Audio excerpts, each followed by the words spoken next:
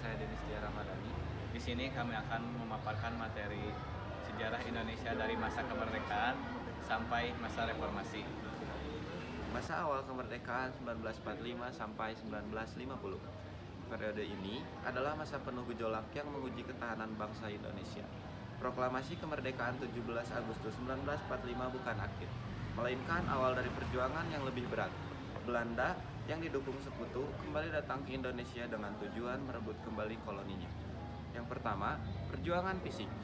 Indonesia mempertahankan kemerdekaan melalui perlawanan bersenjata. Beberapa peristiwa penting diantaranya pertempuran Surabaya 10 November 1945 yang menjadi Hari Pahlawan, Bandung Lautan Api 24 Maret 1946 di mana rakyat membakar kota, dan serangan umum 1 Maret 1949 di Yogyakarta yang membuktikan kekuatan TNI. Yang kedua, perjuangan diplomasi. Selain perang, Indonesia juga berjuang melalui perundingan. Perundingan Linggarjati 1946 dan Perjanjian Renville 1948 adalah upaya diplomasi yang hasilnya seringkali merugikan Indonesia. Puncak adalah konferensi meja bundar KMB pada 1949 di mana Belanda akhirnya secara resmi mengakui kedaulatan Indonesia.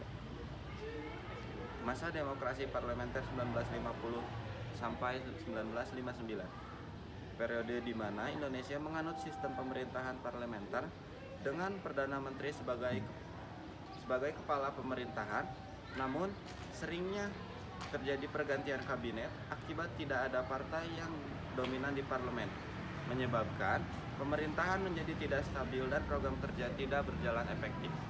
Di bidang ekonomi, pemerintah menghadapi kesulitan dalam memulihkan kondisi pasca perang dan berbagai program yang diluncurkan tidak berhasil secara signifikan.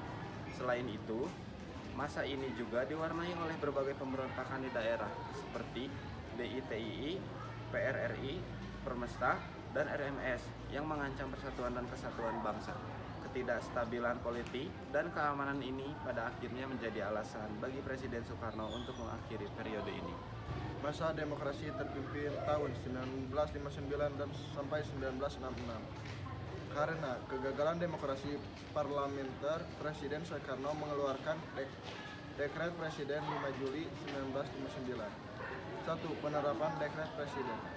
Isi dekret ini adalah pembubaran konstituante, kembalinya UUD 1945 sebagai dasar negara, pembentukan Majelis Permusyawaratan Rakyat Sementara atau MPRS, serta Dewan Pertimbangan Agung Sementara atau DPAS. 2. Konsolidasi kekuasaan. Soekarno menggenggam kendali penuh, mengabaikan parlemen dan pemimpin dengan konsep nasakom atau nasionalisme agama komunisme. Hal ini memperkuat pengaruh PKI. 3. Politik luar negeri yang agresif. Indonesia bersikap berfrontatif terhadap Malaysia dan keluar dari keanggotaan PBB. Puncak ketegangan politik domestik terjadi pada 30 September 1965 saat terjadi kudeta yang kemudian dikenal sebagai Gerakan 30 September 1965 atau G30 SPKI. Peristiwa ini menjadi pemicu kehancuran rezim demokrasi terpimpin. Masa Orde Baru tahun 1966 sampai 1998. Masa Orde Baru tahun 1966 sampai 1998 dipimpin oleh Presiden Soeharto dengan fokus utama pada stabilitas politik dan pembangunan ekonomi. Keberhasilan ekonomi seperti swasembada beras dicapai melalui program Pelita. Namun masa ini juga diwarnai oleh pembatas kebebasan berpendapatan dan maraknya praktik korupsi, kolusi, dan nepotisme. Akhir rezim Orde Baru dipicu oleh krisis moneter tahun 1997 sampai 1998 yang menyebabkan anjloknya ekonomi.